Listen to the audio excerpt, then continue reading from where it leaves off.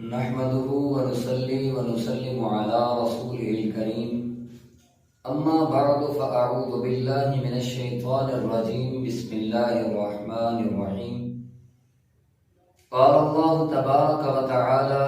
في القرآن المجيد والفرقان الحميد واذكر عبدنا داود ذا الأيد إنه أواب آمنت بالله صدق الله مولانا العظيم وبلغنا رسوله النبي الكريم الأمين ونحن على ذلك لمن الشاهدين والشاكرين والحمد لله رب العالمين إن الله وملائكته يصلون على النبي يا أيها الذين آمنوا صلوا عليه وسلموا تسليما الصلاة والسلام عليك يا سيدي يا رسول الله وعلى آلك وأصحابك يا سيدي يا حبيب الله يا رسول الله ينظر حالنا يا حبيب الله اسمع قالنا إننا في بحر هم مغرق خذ بأيدينا سهل لنا إشقالنا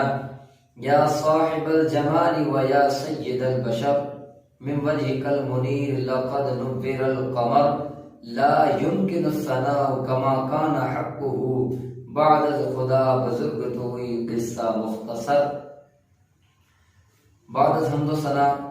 انتہائی واجب الاحترام سامعین احتشام، اللہ رب العزت کی لا ریب اور بے عیب کتاب میں سے چند کلمات تلاوت کرنے کا شرف حاصل کیا ہے، جس میں اللہ رب العزت ارشاد فرما رہا ہے وَاذْكُرْ عَبْدَنَا دَاوُودَ ذَا الْأَيْدِ، اور ہمارے بندے داؤد نعمتوں والے کو یاد کرو، انہو اواب، بے شک وہ بڑا رجوع کرنے والا ہے، بڑا توبہ کرنے والا ہے. اللہ رب العزت کے پیارے نبی حضرت داؤد علیہ السلام، ان کے بارے میں ارشاد فرمایا جا رہا ہے کہ حضرت داؤد علیہ السلام اللہ کی بارگاہ میں بہت زیادہ توبہ کرنے والے ہیں اور اللہ رب العزت کی بارگاہ میں جھکنے والے ہیں، اللہ کی زیادہ سے زیادہ عبادت کرنے والے نبی ہیں. معزز سامعین احتشام، اللہ رب العزت نے قرآن حکیم میں اپنے عبادت گزار اور وفا شعار بندوں کا ذکر فرمایا ہے، اور اس کے ساتھ ساتھ انہیں ملنے والی خاص عطاؤں اور نوازشات کا بھی ذکر فرمایا، تاکہ قرآن کریم کی تلاوت کرنے والوں کو بھی عبادت و بندگی کی لذت اور شوق نصیب ہو جائے. جو مقبولان خداوندی یعنی کہ جو اللہ رب العزت کی بارگاہ میں مقبول ہیں، اللہ رب العزت نے ان لوگوں کو انعامات اور نوازشات عطا کی ہیں جو اس کی بارگاہ میں مقبول ہیں، جن کو مالک کائنات نے اپنی بارگاہ میں مقبول فرما دیا ہے، اور جو فضل و احسان اور رحمت و کرم ان پہ اللہ تعالیٰ نے کیا ہے، اللہ تعالیٰ ہمیں بھی اس کا حظ وافر عطا فرمائے. آج اس مختصر سے درس میں فلسطین میں جاری ظلم و ستم اور حضرت داؤد علیہ السلام کے اوپر جو اللہ تعالیٰ کی نعمتیں ہیں اور ان کا جو عبادت و بندگی کا تذکرہ ہے وہ کیا جائے گا. دعا کرتے ہیں کہ مالک کائنات حق اور سچ بیان کرنے کی توفیق عطا فرمائے، اور نبی رحمت صلی اللہ تعالی علیہ وسلم کے صدقے ہمیں بھی اس پر عمل کرنے کی توفیق عطا فرمائے. گرامی قدر حضرات، حضرت داؤد علیہ السلام کے لخت جگر حضرت سلیمان علیہ السلام کو اللہ تعالیٰ نے بادشاہی اور حکمرانی عطا فرمائی، اور انہیں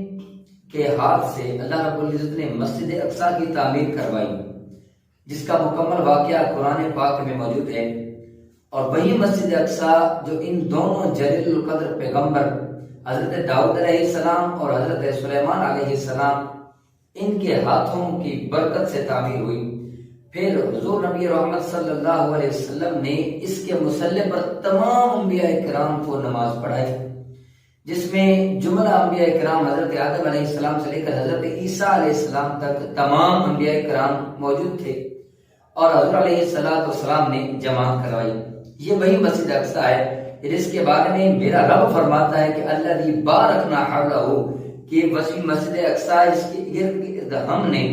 اس کے ارد گرد برکت رکھی ہے. اور قرآن میں تقریباً 5 مقامات پر اللہ رب العزت نے اس کا ذکر فرمایا، اور اسے ارض المقدسہ یعنی کہ ارض مقدس اس کو قرآن پاک میں فرمایا گیا. مسجد اقصی شروع سے ہی انبیاء کرام علیہ السلام کی سرزمین ہے، اور اس میں اکثر انبیاء کرام علیہ السلام نے نمازیں پڑھائی ہیں، اور وہ اس میں نمازیں پڑھایا کرتے تھے۔ کیوں کہ ہمیشہ یہ انبیاء کرام کے ہاتھ میں رہی، اور سارے کے سارے انبیاء کرام علیہ السلام مسلمان تھے۔ اور قرآن کریم میں اللہ تعالیٰ ارشاد فرماتا ہے کہ ان الدین عند اللہ الاسلام، کہ بے شک دین اللہ رب العزت کے نزدیک اسلام ہے۔ اور پھر اس کے بعد نبی رحمت صلی اللہ علیہ وسلم نے بھی اس میں نماز پڑھائی، اور اب قیامت تک کے لیے جو اس کے مقتدی اور متولی، جو مقتدی تھے وہ تمام انبیاء کرام، اور امام الانبیاء نبی رحمت علیہ السلام جنہوں نے امامت کروائی وہ اس مسجد کے متولی خود ہیں، اور آپ کا دین ہے، لہذا یہ کسی اور کا حق نہیں ہے، یہ صرف اور صرف مسلمانوں کا حق ہے۔ پھر یہ مسجد 1300 سال سے مسلمانوں کے پاس رہی، اور صرف درمیان میں 80 سال کا وقفہ آیا کہ اس عرصے میں صلیبیوں نے اس پر قبضہ کیا، اور صلاح الدین ایوبی رحمۃ اللہ علیہ نے پھر اس کو دوبارہ حاصل کر لیا۔ اب یہ وہی مسجد اقصی ہے کہ جس کے ارد گرد اللہ رب العزت نے برکتیں رکھی ہیں، اور یہاں پر بہت سارے انبیاء کرام علیہ السلام کے مزارات موجود ہیں، اور مسجد اقصی انشاءاللہ دوبارہ مسلمانوں کو نصیب ہوگی، لیکن اس کے لیے ہمیں بہت محنت اور کوشش کرنی ہے، اور اپنے جذبہ ایمان کو تازہ کرنا ہوگا، اور فلسطینیوں کے شانہ بشانہ قربانیاں دینی ہوں گی، تب جا کے یہ مقام جو ہے وہ حاصل ہوگا۔ اب ابد بکار آج مسجد اقصی پہ قبضہ کرنے کی کوشش کی جا رہی ہے، اور اس کے قرب و جوار میں جتنے بھی یہود و نصارہ ہیں وہ تمام کے تمام اپنے مظالم کو جاری رکھے ہوئے ہیں، اور نہایت مسلمانوں کو تیر کر رہے ہیں، اور 1 ماہ سے مسلسل زمینی جنگ جاری ہے، اور وہاں پر بمباری ہو رہی ہے۔ گرامی قدر حضرات، عوامی سطح پہ ہمارا فرض بنتا ہے کہ اگر ہم کچھ بھی نہ کر سکے تو ہمیں اپنی دعاؤں میں مسجد اقصی کو یاد رکھنا چاہیے، کم از کم ہمیں دعا کرنی چاہیے، اور ہر نماز کے ساتھ اس دعا کو ذہن میں رکھنا چاہیے کہ ہم نے اپنے مسلمان بھائیوں کے لیے جو فلسطین میں جنگ میں شریک ہیں، جو ایک جہاد میں شرکت کرتے ہوئے اپنے جانوں کے نذرانے پیش کر رہے ہیں، ہمیں ان کے لیے دعا کرنی چاہیے۔ اور یہ کوئی عام بات نہیں ہے، سرکار دو عالم صلی اللہ تعالی علیہ وسلم نے فرامین ارشاد فرمائے ہیں ان لوگوں کے بارے میں جو اللہ کی راہ میں جہاد کرتے ہیں۔ اب کیا فرمایا؟ حضرت عقبہ رضی اللہ تعالیٰ عنہ کہتے ہیں کہ میں نے رسول اللہ صلی اللہ علیہ وسلم کو فرماتے ہوئے سنا۔ کیا فرماتے ہوئے سنا؟ لا تزال عصابۃ من امتی یقاتلون علی امر اللہ قاہرین لعدوهم لا یضرهم من خالفهم حتی تأتی الساعة وهم علی ذلک، کہ میری امت کے ایک گروہ کے لوگ مسلسل اللہ کے حکم سے اللہ کی راہ میں لڑتے رہیں گے، اور اپنے دشمنوں کو دباتے رہیں گے، اور ان کی مخالفت کرنے والے انہیں نقصان نہیں پہنچا سکیں گے۔ تو حضرات محترم، یہ وہی لوگ ہیں جو آج مسجد اقصی میں جہاد کر رہے ہیں، جو آج اپنے جانوں کے نذرانے پیش کر رہے ہیں، جنہوں نے کفار کے سامنے، یہودیوں کے سامنے، عیسائیوں کے سامنے اپنی گردنوں کو جھکایا نہیں ہے، بلکہ وہ اپنی گردنوں کو کٹانا پسند کرتے ہیں، جھکانا پسند نہیں کرتے۔ یہ وہی لوگ ہیں، اور پھر یہاں تک کہ قیامت آ جائے گی اور وہ اسی حالت پر قائم و دائم رہیں گے۔ اور ایک مقام پہ تو دمشق اور بیت المقدس کی طرف اطراف و اکناف میں جو جہاد کرنے والے ہیں ان کا بھی ذکر فرمایا۔ حضرت امی عائشہ صدیقہ رضی اللہ تعالی عنہا بیان کرتی ہیں کہ سرکار دو عالم صلی اللہ علیہ وسلم نے ارشاد فرمایا لا تزال عصابۃ من امتی یقاتلون علی ابواب دمشق وما حولها وعلى ابواب بیت المقدس وما حولها لا يضرهم خذلان من خذلهم ظاہرین علی الحق الی ان تقوم الساعہ۔ آپ فرماتے ہیں کہ نبی پاک علیہ السلام نے ارشاد فرمایا کہ میری امت میں ایک گروہ دمشق کے دروازوں پر اور اس کے اطراف میں، اور اسی طرح بیت المقدس کے دروازوں پر اور اس کے اطراف میں موجود ہے، اور اس کے قرب و جوار میں جہاد کرتا ہے اور کرتا رہے گا۔ انہیں رسوا کرنے کی کوشش کرنے والے کبھی انہیں نقصان نہیں پہنچا سکیں گے۔ ان کے غیر متزلزل جو ہمت اور استقامت اور اس کے جذبوں کو مدد نہیں کر سکیں گے۔ اور کسی کا ترک تعاون، یعنی کہ جس طرح آج کل فلسطین میں لوگ جہاد کر رہے ہیں، وہاں کی عوام اللہ کی راہ میں لڑنے کے لیے تیار ہے اور وہ لڑ رہے ہیں، اپنے جانوں کے نذرانے پیش کر رہے ہیں۔ اور پھر فرماتے ہیں نبی پاک علیہ السلام کا فرمان ہے کہ کسی کا ترک تعاون انہیں جھکا نہیں سکے گا، کہ اگر لوگ ان کے ساتھ تعاون نہ بھی کریں، نہ بھی ان کے ساتھ دیں اور نہ ان کو کچھ مدد فراہم کریں، لیکن ان کے اندر ہمت جو ہے وہ ختم نہیں ہوگی، ان کا حوصلہ پست نہیں ہوگا، یہ اللہ کی راہ میں لڑتے رہیں گے، بلکہ وہ قیامت کے قریب تک حق پر ڈٹے رہیں گے اور دشمنوں پر غالب رہیں گے۔ گرامی قدر حضرات، آج غزہ کے مٹھی بھر مسلمان یہود و نصارہ کے ظلم و ستم کے سامنے آہنی دیوار بنے ہوئے ہیں اور وہ ان کے سامنے گھٹنے نہیں ٹیک رہے اور تمام امت مسلمہ کی طرف سے جہاد کر رہے ہیں اور اپنی جوانیاں، گھر بار، آل اولاد سب کچھ قربان کر کے مسجد اقصیٰ کی حفاظت کر رہے ہیں اور کسی کی پرواہ کیے بغیر یہود کے مظالم سے ٹکر لے رہے ہیں۔ اور پھر کیا خوب کسی شاعر نے کہا تھا کہ ایک بار اور بطحا سے فلسطین میں آ، ایک بار اور بطحا سے فلسطین میں آ، راستہ دیکھتی ہے مسجد اقصیٰ تیرا۔ کہ اے نبی رحمت صلی اللہ علیہ وسلم، جس طرح آپ پہلے تشریف لائے تھے مسجد اقصیٰ میں، اسی طرح آج ایک بار پھر مسجد اقصیٰ میں بطحا سے تشریف لائیے کہ آج بھی مسجد اقصیٰ آپ کا راستہ دیکھ رہی ہے۔ ہم سب دعا کرتے ہیں کہ اللہ رب العزت کی حفاظت اور دستگیری فرمائے اور ان کی مدد اور نصرت فرمائے اور ملت اسلامیہ کو ہدایت عطا فرمائے کہ وہ اس مشکل وقت میں مسجد اقصیٰ کے ان تمام جو مظلوم مسلمان ہیں ان کی داد رسی کی جائے اور ان کی امداد کے لیے عملی اقدامات کر سکیں۔ اب آبادی بکار راستہ دیکھتی ہے مسجد اقصیٰ تیرا، کہ آج پوری امت مسلمہ پر ایک قیامت ٹوٹ پڑی ہے جس سے سارے انسان کے دل و لہان ہے۔ ارض مقدس فلسطین، یروشلم اور مسجد اقصیٰ جس کے اطراف میں اللہ رب العزت فرما رہا ہے کہ اس کے اطراف میں میں نے برکتیں رکھی ہیں، ہم نے برکتیں رکھی ہیں۔ جو سفر معراج کی گزرگاہ ہے، سید المرسلین صلی اللہ تعالی علیہ وسلم جب معراج پر تشریف لے کر گئے تو آپ وہیں سے گزر کر گئے اور وہیں پر انبیاء کرام علیہ السلام کو نماز پڑھائی، جو مسلمانوں کا قبلہ اول ہے، جہاں انبیاء اور رسول سجدہ ریز ہوئے۔ یہ وہ سرزمین ہے جہاں حضرت سیدنا عمر فاروق رضی اللہ تعالیٰ عنہ بحیثیت فاتح آپ نے نماز ادا کی۔ وہ ارض مقدس ہے جہاں سلطان صلاح الدین ایوبی رحمۃ اللہ علیہ نے اپنی کامیابی کے جھنڈے گاڑے۔ آج یہی عظمتوں والی سرزمین نہایت مسلمانوں کے خون سے رنگی جا چکی ہے۔ گرامی قدر حضرات، ہمیں یہ سوچنا ہوگا کہ ظلم کی انتہا ہو گئی ہے کہ 10,000 سے زائد شہید ہو چکے ہیں۔ ہمارے جو امت مسلمہ کے جتنے بھی حکمران ہیں ان کو یہ سوچ کرنی چاہیے کہ آج جس ظلم کی چکی میں فلسطینی پس رہے ہیں وہ بیت المقدس کی حفاظت کرتے ہوئے، مسجد اقصیٰ کی حفاظت کرتے ہوئے وہ مٹھی بھر مسلمان سر بکف ڈٹ کر سیوفی اور فوجوں کا مقابلہ کر رہے ہیں، تمام یہودیوں کا وہ اکیلے مقابلہ کر رہے ہیں۔ اور پھر اب در و دیوار سے بس ایک ہی صدا بلند ہو رہی ہے کہ ظلم تو ظلم ہے، بڑھتا ہے تو مٹ جاتا ہے، ظلم تو ظلم ہے، بڑھتا ہے تو مٹ جاتا ہے، خون پھر ہے خون بہتا ہے تو جم جاتا ہے۔ یہاں تاریخی اور آگ کھنگالنا بھی ضروری ہے، جس سے واضح ہو چکی کہ مسلمانوں کا بیت المقدس سے اور فلسطین کے ساتھ رشتہ کیا ہے اور کس رشتے کی بنا پر مسلمان بیت المقدس کی حفاظت کرتے ہیں اور مسجد اقصیٰ کے لیے اپنی جانوں کو قربان کر دیتے ہیں۔ وہ کیا چیز ہے؟ یہ وہ عظیم ورثہ ہے جس کی تعمیر بیت اللہ کے 40 سال بعد حضرت آدم علیہ السلام نے کی۔ تاریخ کے مختلف اوراق ادوار گزرے ہیں، جب اسلام کا سورج شروع ہوا تو 14 ہجری میں حضرت سیدنا عمر فاروق رضی اللہ تعالیٰ عنہ کے زمانے میں بیت المقدس فتح ہوا۔ پھر مسلمانوں کی موروثیت میں 984 برس گزرے۔ اب 984 برس تک یہاں پر اسلامی حکومت قائم رہی اور یہ مسجد مسلمانوں کے زیر سایہ رہی، یہاں تک کہ صلیبی جنگوں کا آغاز ہوا اور پہلی صلیبی جنگ جو کہ 493 ہجری میں ہوئی اور بیت المقدس صلیبیوں کے ہاتھ میں چلا گیا۔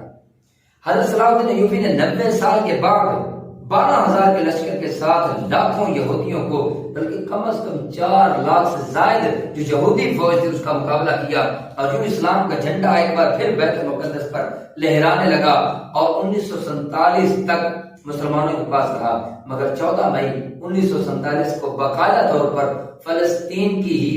55% جگہ پر ناجائز قبضہ کر کے ایک عجیب آزاد ملک کا اعلان کیا گیا، جس کی اپنی کوئی آبادی نہیں، جس کی اپنی کوئی سرحد نہیں۔ پھر 1947 سے لے کر آج تک اس ناجائز قبضے پر فلسطینی سراپا احتجاج ہیں اور جنگی آزادی لڑ رہے ہیں۔ ابابی دیوکار ہم تو یہ سمجھتے تھے کہ جتنے بھی اسلامی ممالک ہیں پوری دنیا میں، جتنے بھی اسلامی ممالک ہیں تمام آزاد ملک ہیں،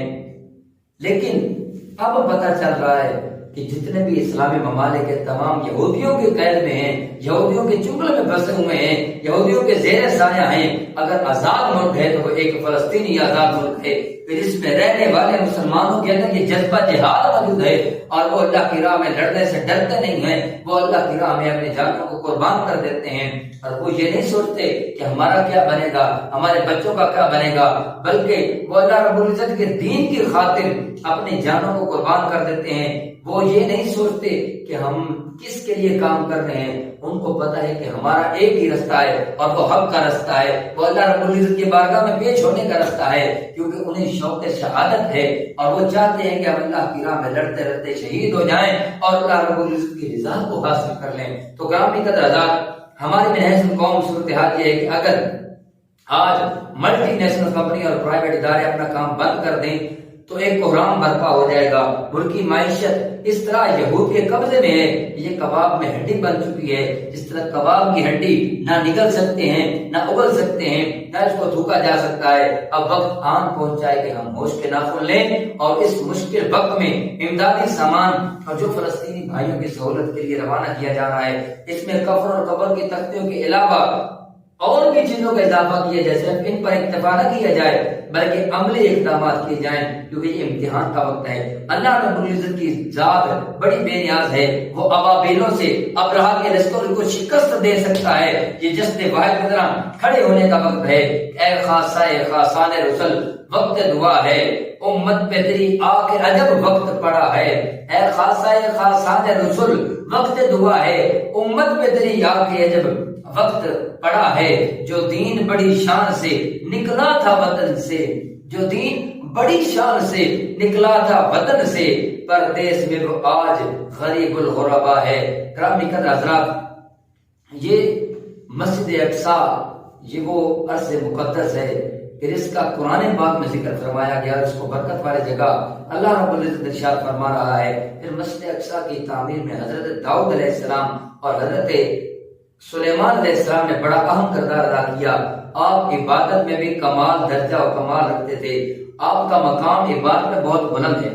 جب ہم اللہ تعالیٰ کے برگزیدہ بندوں کی عبادت کا تذکرہ کرتے ہیں تو جنہوں نے اپنے جبین نیاز کو بارگاہ خداوندی میں جھکا دیا، اللہ رب العزت کی تسبیح و تحلیل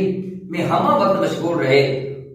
تو نبی کریم صلی اللہ تعالی علیہ وسلم کی حدیث مبارکہ یاد آتی ہے کہ جس میں آپ علیہ السلام نے اللہ کے ایک بندے کو اعبد البشر کے نام سے یاد کیا اور فرمایا کان داؤد